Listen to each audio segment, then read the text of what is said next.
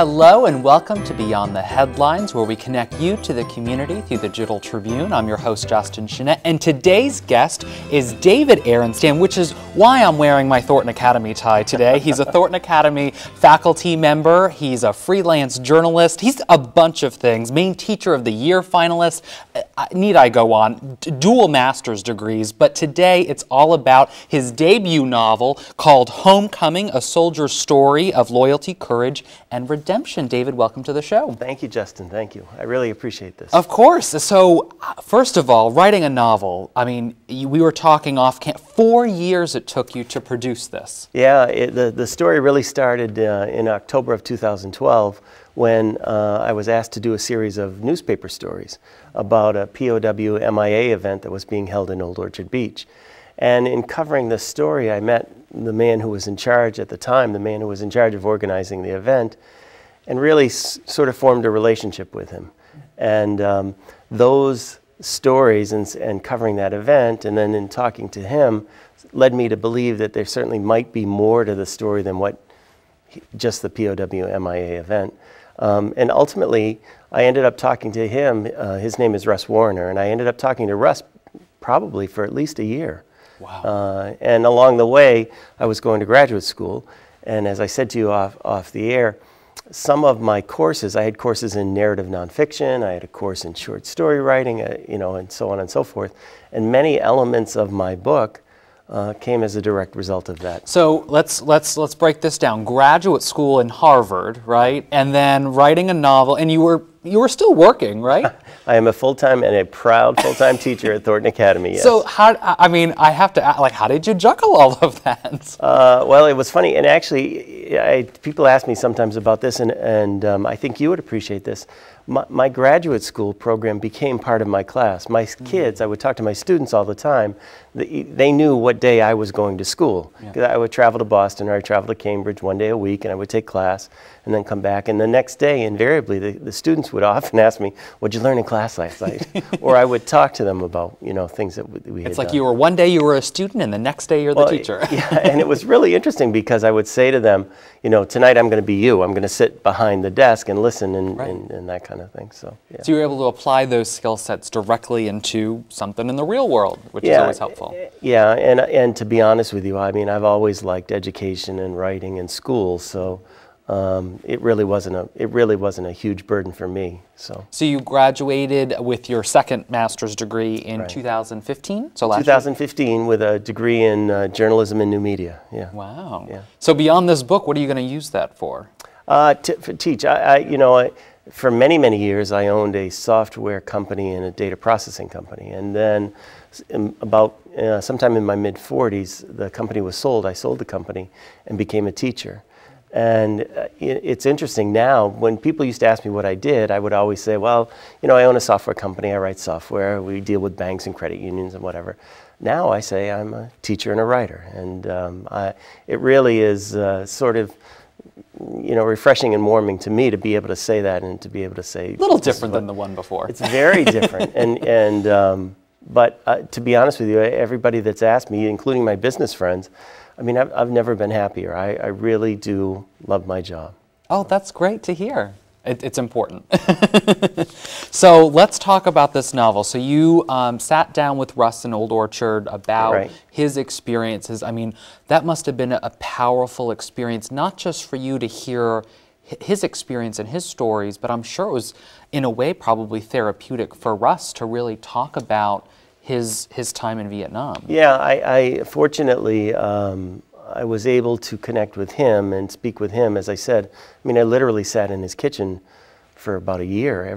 Once a week I would sit with he and his wife Terry, and we'd talk, and I think in part the reality of it is, at the time my son was in the Army too, and I think it served a purpose for both of us to be able to talk about this. And as kind of time went on, I got to meet some of the other men that served with Russ, some of the other men that were in Vietnam.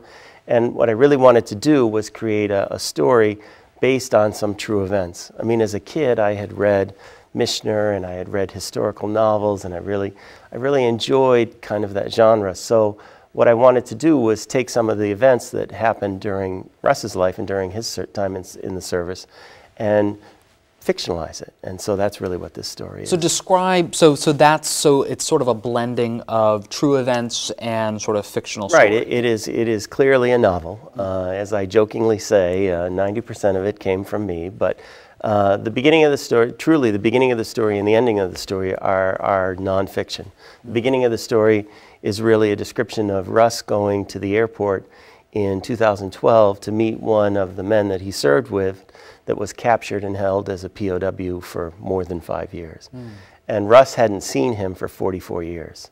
And the last time he saw him, he was supposed to fly on a mission, on the mission that he was shot down. Oh my gosh. And so, and he was pulled off to do a maintenance. Russ was a crew chief on helicopters. He was pulled off of the helicopter to do an inspection on another one. They assigned a temporary crew chief, and when they took off, they never came back. And to make it even worse, and this is nonfiction part of it, there were 4 men in the crew, 3 of them didn't survive. And so the one that did was captured and taken prisoner. Russ was supposed to be on that helicopter, and he didn't. That gives you chill bumps. And so the one man that survived literally was like his brother. I mean, they flew together day in and day out. They looked out for each other. Russ's job on the helicopter was to keep the helicopter in the air and to keep the enemy from shooting them down.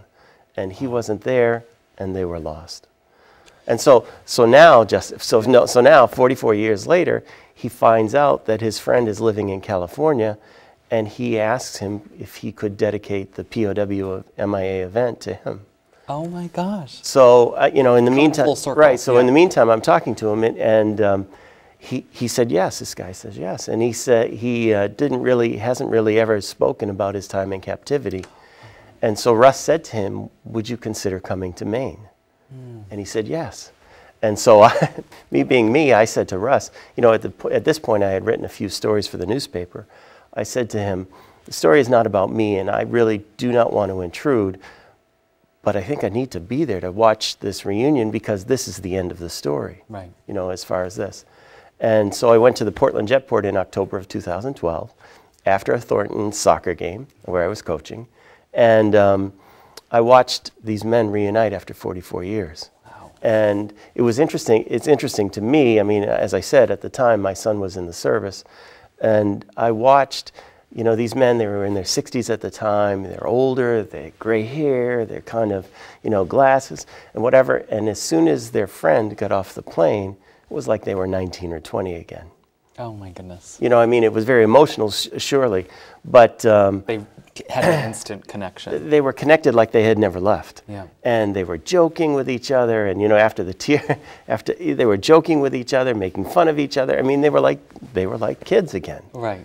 And so really, as I said, and that's kind of the long-winded way, the beginning of the book starts with that reunion, and the end of the book ends with my classroom, because after things were written, after the book started to become a reality, Russ agreed to connect with my classroom and Skype in and talk to my students, because at the time we were reading another novel about Vietnam, and I asked him, would you consider Skype, connecting via Skype and talking to the kids about what it was really like?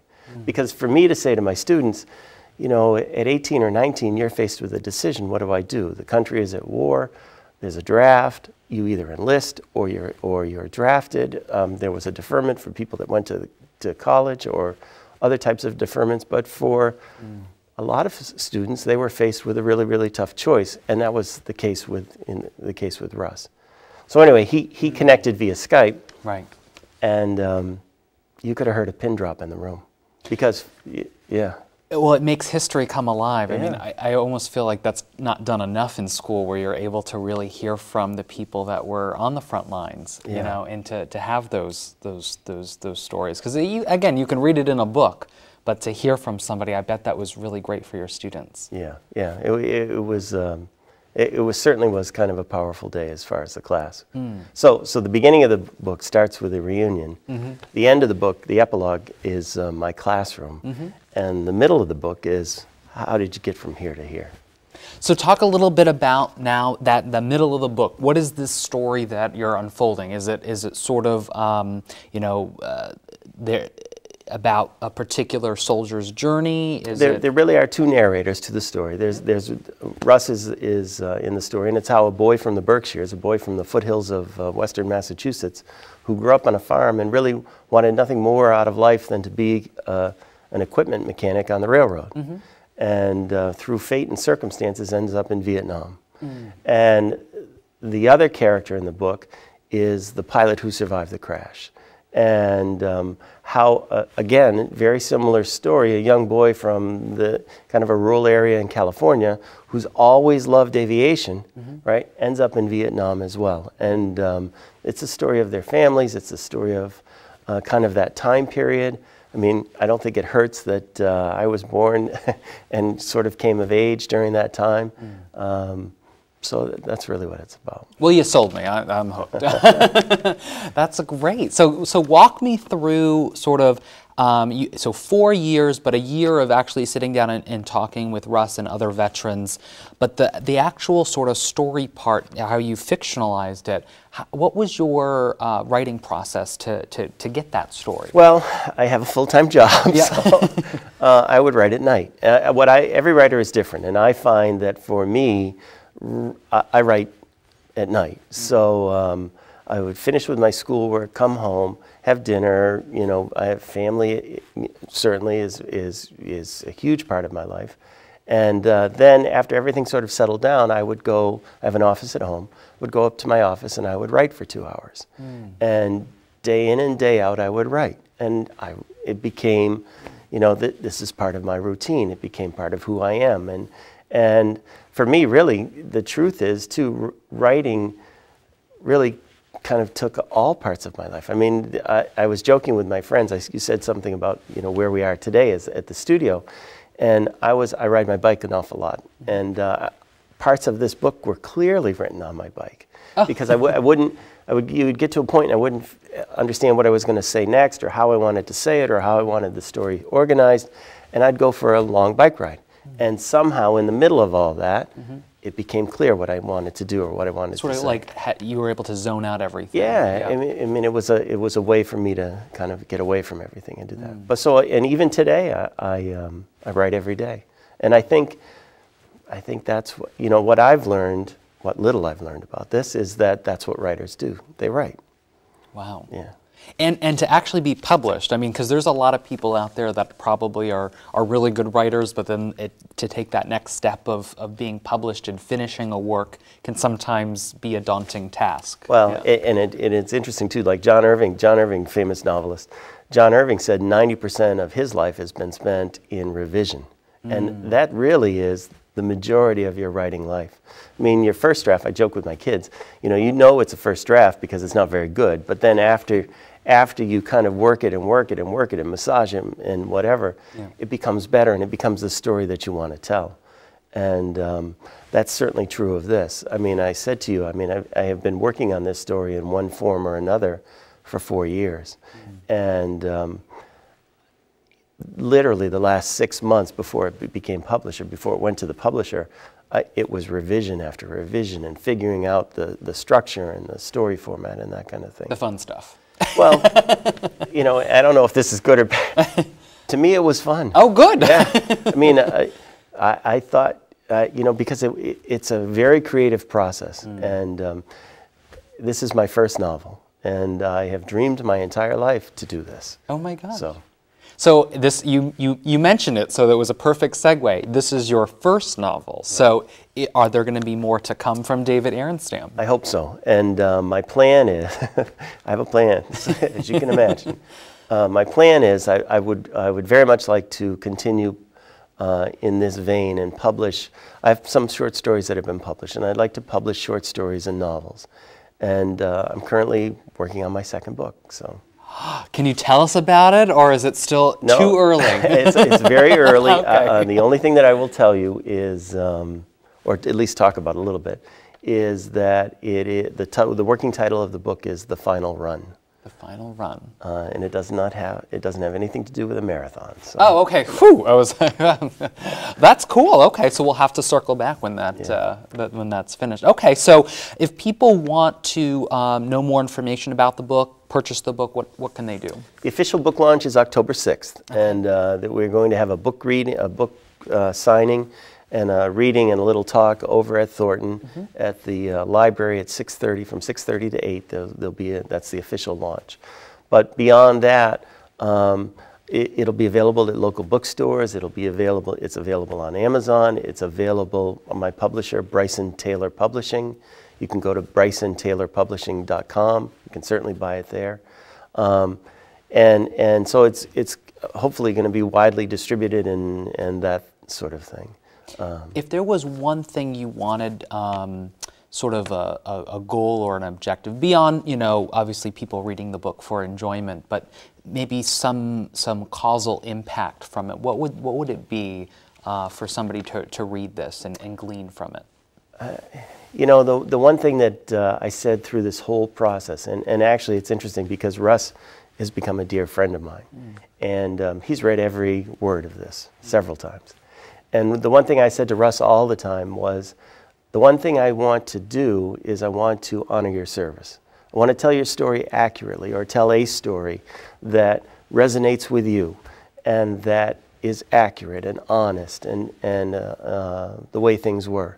And the thing that I will take with me from this process more than anything is I've had a number of Vietnam veterans read this, and some of them have said it was like I was still there. They read pieces of it and they said, it felt like my time in the service. So that's validation right there. Yeah. And kind of like as a teacher, what do you ask for? There's nothing more I could ask for in terms of my book. Right. Now, if there was a piece of advice that you would give to any budding journalists or novelists or writers out there to become a published author, what would that piece of advice be? I can only tell you what works for me. And I think that is, in terms of fiction writing, I think you have to be a good listener, I think you have to be observant, and you have to be curious. Because this story really, as I said, most of this is fictionalized. And what I thought about while I was writing this is, how would these worlds come together, and what would their families be like, and where would they come from? Who would they meet? Who would they have to cast aside? How would all of that stuff. And that's the fictional part of it. But I also think that you need to be observant about the world around you. And that also helps, especially in journalism for sure, and especially when you're writing nonfiction, because you want to make it accurate. I give you one quick example. In the beginning of the book, I write about this boy, Bobby Conley's parents, who are from the West Coast. And his dad, Jimmy Conley, served in World War II on a destroyer. And the destroyer came into Bremerton, Washington at the end of the war, and the Navy decided at that point that it was better to scrap the destroyer than keep it in the service. It had been in a number of battles, et cetera, et cetera. Well, I didn't know anything about Bremerton. I didn't know anything really about what it was like to come in at the end of the World War II, so I had to do a lot of research. And in this case, there was a huge amount of research about those places and those people, and making sure that it was accurate and that kind of stuff. So I would look at archives, I would look at old stories, I would talk to people who had been through that process. A lot of research, hands-on. Yeah. So just a final reminder, so Thursday, October 6th from 6:30 to 8 o'clock in the library at Thornton Academy is your official book launch and signing, which is really exciting. So we'll be looking forward to that. And other than that, make sure you get the book. I hope you enjoy it. Yeah. Sounds good. Well, thank you so much, David, for coming on the show. Take care. And thank you for watching Beyond the Headlines, where we connect you to the community through the Journal Tribune. I've been your host, Justin Schnedt. Stay tuned and stay connected.